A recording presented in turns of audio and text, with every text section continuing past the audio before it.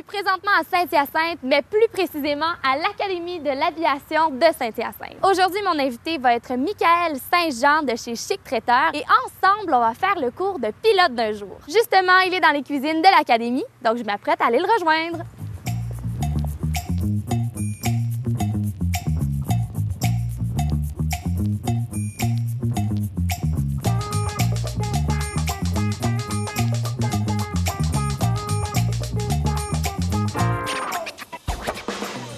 Salut, Michael. Salut, Kev. Ça va bien? Ça va bien, toi? Oui. T'es pas trop dépaysé, ça va bien? Non, pas du tout. Je suis pas mal dans mon élément, je te Oui, dirais. c'est ça. Ouais.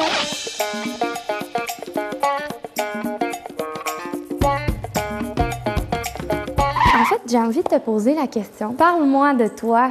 Si tu es propriétaire de Chic Traiteur. Oui, exactement. En fait, j'ai démarré l'entreprise il y a 7 ans. Au début, je n'avais pas de chef. Je ne suis pas chef non plus. Donc, j'étais surtout au niveau du service et je développais les affaires. Je faisais une sous-traitance avec un autre traiteur. Donc, c'est comme ça que j'ai démarré.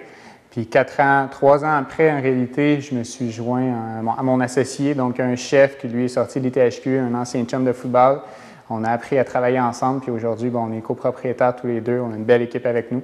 Donc, je suis très heureux d'où est-ce qu'on est rendu puis d'où est-ce qu'on s'en va. Donc. Quels sont les services que vous offrez? Notre créneau, notre spécialité, c'est vraiment au niveau des cocktails dînatoires, bouchées 5 à 7. Ça, c'est notre grande force. Ensuite de ça, on va offrir tout ce qui est type de banquet, majoritairement pour le corporatif. Ensuite de ça, pour les particuliers. Et l'été, c'est les mariages qui fonctionnent beaucoup, beaucoup. De tout ça découlent les autres types de services, buffet chaud, buffet froid et ainsi de suite. Il va y avoir les chefs à domicile pour les propriétaires d'entreprise qui vont nous commander. Puis ensuite de ça, on va se retrouver à faire leur événement, eux autres, plus marketing.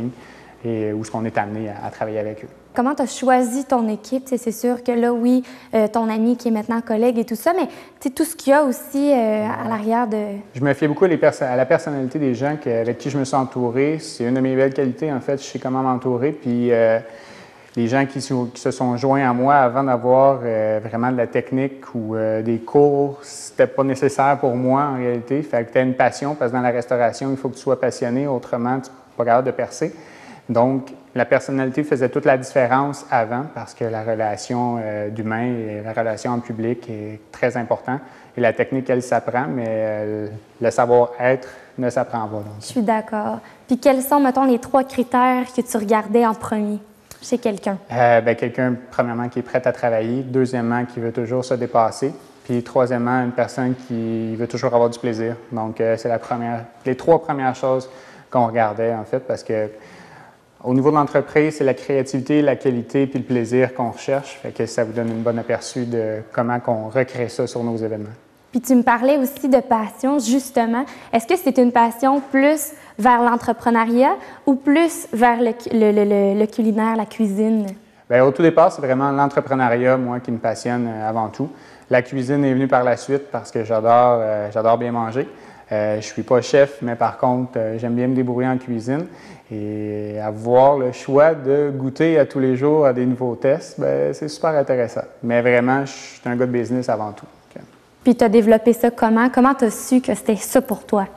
C'est une bonne question. J'avais fait des services pour des amis ou dans des restaurants ou pour dépanner bien souvent, puis je trouvais que j'avais un beau plaisir à servir les gens, puis les gens avaient une belle réaction, en fait, suite au service.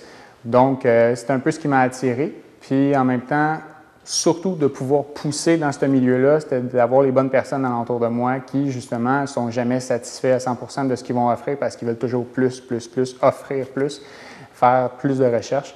Donc, ces gens-là m'ont motivé à continuer puis à persévérer dans ce milieu-là. J'ai eu la chance de goûter vos plats, puis honnêtement, c'est succulent. Vous n'êtes pas seulement un traiteur, vous êtes un artiste culinaire. Qu'est-ce qui vous différencie d'un traiteur normal à vous, Chic Traiteur? La première chose qui me vient en tête, c'est qu'on cultive nos propres légumes en réalité. Donc, on a un 10 000 pieds carrés de terrain qu'on cultive à 100 %. C'est vraiment Charles, donc notre chef, mon associé, qui a démarré tout ça aujourd'hui. Pour la majorité de nos contrats pendant l'été, exemple tous nos mariages, mais on devient presque autosuffisant. Il faudrait encore qu'on grossisse pour suivre la cadence de la croissance, mais c'est un élément qui fait la différence parce qu'au niveau de la fraîcheur et la qualité, on ne peut pas avoir mieux. C'est cueilli le matin, puis le soir même, c'est dans ton assiette, donc ça va faire une différence. Ensuite de ça, on travaille beaucoup avec des techniques de cuisson sous vide. Donc, pour un traiteur, c'est vraiment avantageux parce qu'on contrôle notre cuisson à perfection. Puis ensuite de ça, on peut être n'importe où, en plein milieu d'un champ. Autant qu'on a une génératrice avec l'électricité, on est capable justement de sortir un banquet. Puis c'est vraiment la recherche, tous les heures que l'équipe de cuisine peuvent passer à essayer de pousser plus loin leur recherche, puis le goût qu'ils vont essayer de créer dans leur assiette qui va faire la différence. Puis on ne veut jamais s'arrêter à « c'est bon ». On veut que ce soit « wow ». C'est intéressant de faire un événement où habituellement il n'y a aucune cuisine, puis que finalement les gens ils font « OK, on vient vraiment de manger de la nourriture d'un resto considéré haut de gamme ».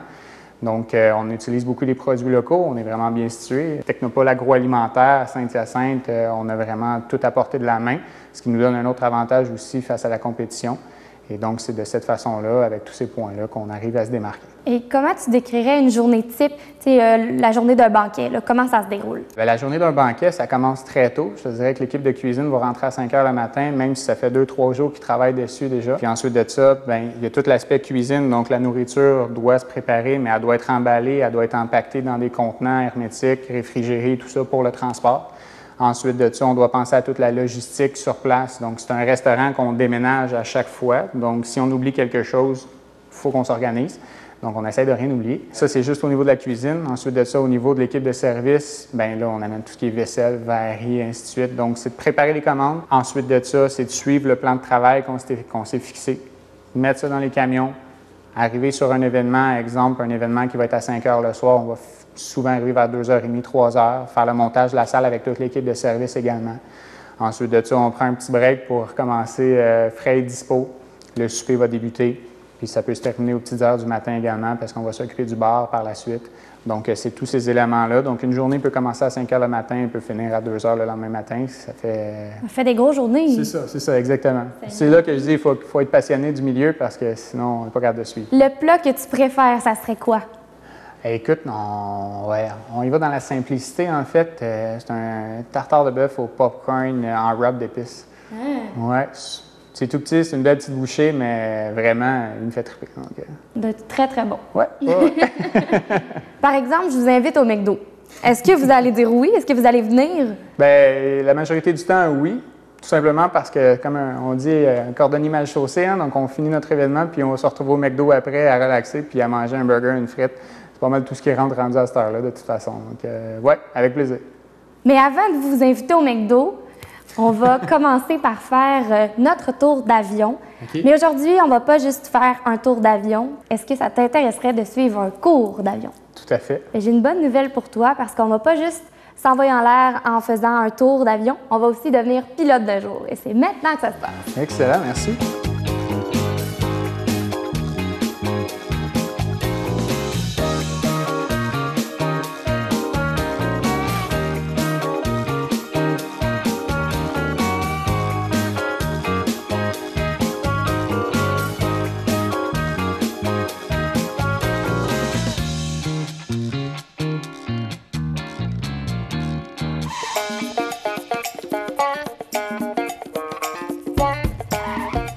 Allô? Oui, bonjour. Je m'appelle Yves Morin. Bienvenue à l'école de pilotage de Saint-Hyacinthe. Enchanté, moi c'est Michael. Enchanté. Prenez place. Merci. Je suis instructeur de pilotage et également copropriétaire de l'école de pilotage ici. Alors, bienvenue à la formation de pilote d'un jour. Le but aujourd'hui, c'est d'expérimenter les sensations physiques du vol. Okay. Alors, il ne s'agit pas d'instruction, mais si l'élève le désire, il pourra piloter l'avion au moment opportun. Le vol est un vol non fumeur. Alors, il est important de signaler tout aéronef que l'on voit lorsqu'on est en vol. Alors, on fonctionne avec un système d'horloge. Droit devant nous, c'est midi. Si on a un avion qui est légèrement à notre droite, on va dire, OK, on a un avion qui est à 1 heure, on va dire s'il est plus haut que nous, à la même hauteur ou plus bas que nous. Il faut qu'on pense en 3 dimensions. Okay. C'est pas comme si on était au sol sur une route. Là, on peut rencontrer des gens à différentes hauteurs. Ensuite de ça, on a un petit livre qu'on appelle le CFS, ça ici. Okay. Et puis ça contient toutes les informations, ce livre-là, des aéroports qu'il y a dans la province de Québec. Il y a un autre livre qui est un petit peu plus volumineux, qui a tous les aéroports qu'il y a au Canada, incluant le Québec. Et on voit les pistes ici, comme par exemple, là, on a Saint-Hubert, ici, qui est un aéroport quand même très important parce qu'il y a plusieurs écoles de pilotage et puis qu'il y a un avion, un Boeing 747 qui va atterrir sur une piste, ou que ce soit un Cessna 172, c'est un atterrissage. Alors, Saint-Hubert, c'est un des aéroports les plus achalandés au Canada. Alors, il y a la piste 2-4 droite, 2-4 gauche. Je vais vous revenir plus tard pourquoi la numérotation des pistes. Ensuite de ça, on a l'aéroport de Saint-Hyacinthe, où est-ce qu'on a l'élévation de l'aéroport qui est à 118 pieds au-dessus du niveau de la mer, parce qu'on a un instrument à bord de l'avion qui s'appelle l'altimètre, qui va nous donner l'altitude par rapport au niveau de la mer. Vous allez avoir encore ici une photo aérienne, mais on voit le bassin de Chambly, la rivière Richelieu, le mont Saint-Hilaire avec un lac, il y a le mont Saint-Bruno, il y a plusieurs lacs ici. Vous allez même voir aussi l'agglomération urbaine de Saint-Basile avec la forme de la ville. Okay. Et puis on voit ici la route 116 qui fait un petit croche comme ça, puis ensuite qui continue. Alors c'est ce qui termine notre formation de pilote d'un jour. Maintenant on va aller à l'extérieur. Je vais faire l'inspection de l'avion et ensuite on va pouvoir prendre place et décoller. Super, merci beaucoup. Merci. Bienvenue.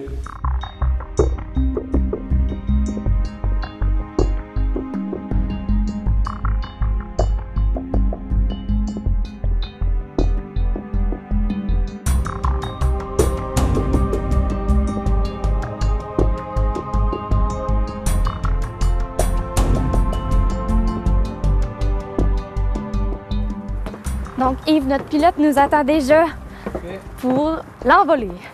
Alors bonjour, est-ce que vous avez des lunettes fumées avec vous? Non. Non? OK. C'est parce que quand on va dans les airs, on voit plus de choses que quand on est au sol. Fait qu'à ce moment-là, pour ne pas endommager nos yeux, on a besoin de lunettes fumées lorsqu'on va en vol. C'est pas grave si on fait juste un vol, mais lorsque quelqu'un vole souvent, c'est important d'avoir des lunettes fumées, même si c'est nuageux. OK. Pour diminuer la quantité de lumière qui rentre dans nos yeux. Des journées comme aujourd'hui, là, y a-t-il beaucoup de turbulences? Non, parce qu'on n'a pas beaucoup de vent. Ce qui provoque la turbulence, c'est le vent quand il frappe les bâtiments, les arbres. Ça fait des tourbillons dans l'air, ça s'en va en montant. Il y a également le soleil qui réchauffe les champs, les routes. Alors, une route, par exemple, quand on passe au-dessus d'une route, ça fait une colonne d'air qui monte, puis quand on passe là-dedans, ça va faire des soubresauts. OK. Alors, bienvenue à bord. Alors, le port des ceintures de sécurité est obligatoire. Le baudrier est également obligatoire à l'avant. À l'arrière, dans cet avion-là, on n'en a pas. Les conditions de vol aujourd'hui sont favorables. Les vents sont dans l'axe de piste. Puis j'ai amené parler avec les deux passagères derrière nous. Alors, je suis instructeur de pilotage. C'est ce que je fais continuellement. Alors, les conditions s'y prêtent pour une première fois. Si vous acceptez, c'est vous qui va décoller l'avion aujourd'hui. Avec plaisir. C'est bon? Oui. OK, on y va. Injection de carburant. On va en mettre 2. 1.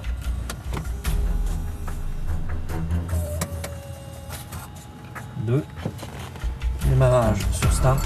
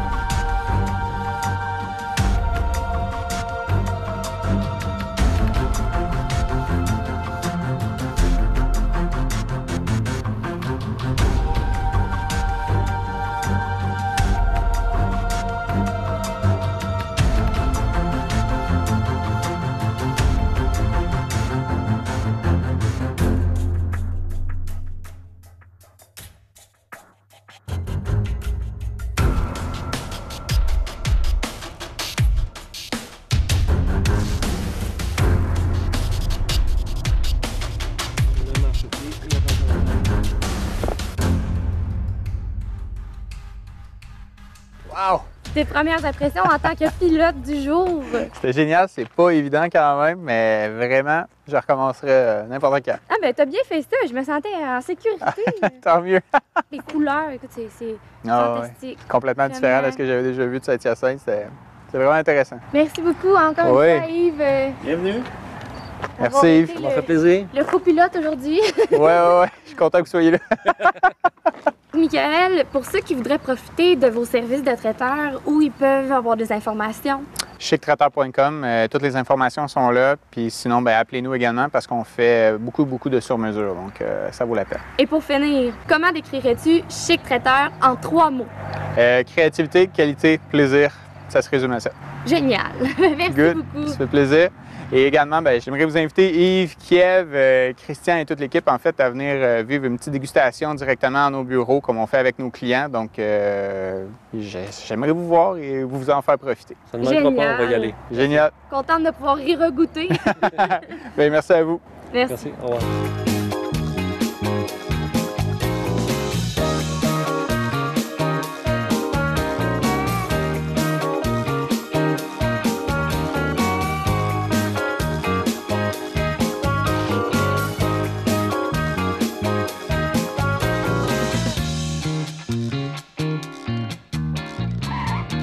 Je suis présentement avec Yves Morin, qui est un des propriétaires de l'Académie l'Aviation de Saint-Hyacinthe. Bonjour.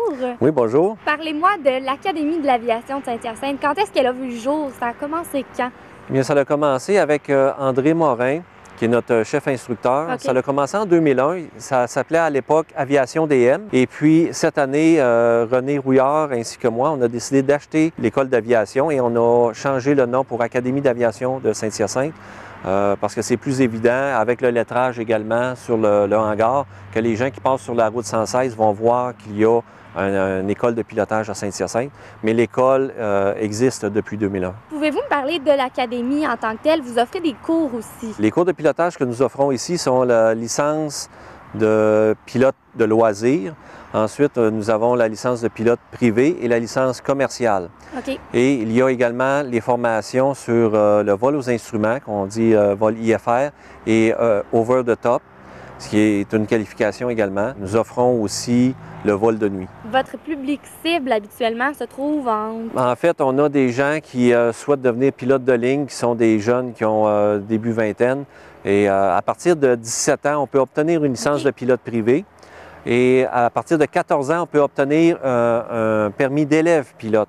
OK. Mais on n'a pas le droit d'avoir, c'est-à-dire que quelqu'un pourrait commencer les cours à partir de 14 ans, mais à l'âge de 17 ans, peut obtenir sa licence de pilote privé et ça prend 18 ans pour avoir une licence de pilote commercial. OK. Puis, est-ce qu'un pilote privé doit avoir, tu sais, à 17 ans, est-ce qu'on doit avoir l'autorisation d'un parent? Oui. Oui, OK. Voilà. Ça répond bien. Puis, combien de temps ça prend afin d'avoir comme son diplôme, afin de pouvoir piloter seul? Après combien de temps on s'est demandé, en fait? Bien, il y a une formation de 40 heures théoriques dans une salle de classe qu'on fait en groupe. On peut également la faire en privé selon nos disponibilités. Et puis, ça, c'est dans le but de passer l'examen de Transport Canada, un examen écrit. Et il y a des cours de formation au pilotage où est-ce qu'on doit faire un minimum de 45 heures de vol à bord de l'avion avant d'avoir le droit de passer un test en vol et d'obtenir notre licence. Une fois qu'on a passé l'étape de l'examen écrit de Transport Canada et le test en vol, on obtient notre licence de pilote privé. C'est une longue procédure quand même. Oui, ça dépend de la disponibilité des gens. C'est sûr que si on vole, par exemple, une seule fois par semaine, supposons le samedi matin, c'est la seule disponibilité qu'on a. Lorsque vous avez vu un petit peu la procédure que je faisais tout à l'heure pour vérifier les paramètres moteurs avant qu'on décolle, si ça fait une semaine que vous l'avez vu, au lieu de voler 2 ou 3 fois par semaine, bien à ce moment-là, ça va être un petit peu plus long parce qu'on ne se rappellera pas de ce qu'on a vu la semaine dernière. Okay. Puis si la température était mauvaise le samedi, bien à ce moment-là, ça va prendre 2 semaines avant qu'on retourne dans l'avion. À ce moment-là, il y a peut-être la première demi-heure qu'on va faire, c'est juste pour se rafraîchir la mémoire de ce qu'on a fait lors du dernier vol. Mais il y a des gens, par exemple les cadets de l'aviation, eux, ils vont faire ça dans un délai de 6 à 8 semaines, Okay. mais c'est très, très, très concentré. Ils arrivent à l'école de pilotage là, à 8 heures le matin, puis ils repartent à 4 heures du lundi au vendredi. Ils font ça en quelques semaines comme ça. À ce moment-là, c'est très concentré. Formation Et puis, intensive. formation intensive, ils sont capables de le faire en 45 heures, en 6 semaines. Puis vous donnez les cours aussi. Oui, on donne les cours. On donne les cours de formation théorique et également les cours de formation en vol. OK. Puis combien de personnes vous pouvez avoir dans un seul cours? Le maximum que vous pourriez avoir? En fait, lorsqu'on fait les cours en vol, c'est seulement un étudiant à la fois, OK. OK, avec un instructeur. Mais les cours théoriques, ça, on n'a pas de limite. On pourrait, si on a de l'espace dans notre local pour avoir 15 étudiants, on peut avoir 15 étudiants. Si on a de la place pour avoir 20 étudiants, on peut en avoir 20. C'est comme une salle de classe. Et puis, à ce moment-là, on procède comme ça. C'est sûr que ça va étirer un petit peu le temps parce qu'il y a des gens qui vont... Si on a plus d'étudiants, à ce moment-là, peut-être, au lieu de le faire en 40 heures, on va peut-être prendre 43 heures, 44 heures, mais il faut qu'on passe vraiment au travers de toute la matière qu'on a à passer. Parce que c'est sûr que s'il y a des gens qui posent des questions, s'il y a plus de personnes, bien, à ce moment-là, on risque d'avoir peut-être plus de questions. Donc, ça retarde un petit peu, mais à ce moment-là, on va s'adapter pour donner vraiment... Il faut qu'on passe au travers de la matière qu'on a à donner. OK. Puis si, est-ce qu'il y a un site web ou comment ça fonctionne s'il y a des gens qui voudraient faire le cours d'avion? L'Académie d'aviation de Saint-Hyacinthe, aash.ca, OK. ou encore on peut nous contacter par téléphone. Et puis à ce moment-là, on va prendre rendez-vous pour donner les cours. Si j'ai envie de venir faire un tour d'avion sans nécessairement avoir le cours, est-ce que c'est quelque chose que vous offrez aussi? Oui, on offre également des tours d'avion. Et là, à ce moment-là, on charge à l'heure pour le pilote et pour l'avion. Vous pouvez nous contacter pour connaître les prix qu'on demande. Eh bien, merci beaucoup, Yves. C'est super apprécié. J'ai vraiment aimé mon tour. Puis je pense que Michael aussi, en plus d'avoir eu la chance de piloter tout ça. Donc, un gros merci là, de votre temps, votre générosité et de votre patience surtout. Et si ça vous intéresse, vous vous demandez si c'est quelque chose qui pourrait être accessible pour vous, on a un programme qui s'appelle Formation de pilote d'un jour. Ça coûte 200 $ plus les taxes. Alors, à ce moment-là, c'est la procédure qu'on a fait aujourd'hui. OK. On va donner un petit cours d'environ une vingtaine de minutes. Ensuite de ça, on va faire un tour d'avion où est-ce que la personne prend les commandes et puis a la chance de piloter soi-même. Et ça compte comme le premier cours de pilotage si vous décidez de prendre un cours de pilotage. C'est un gros merci encore une fois. Bienvenue. Ça m'a fait plaisir.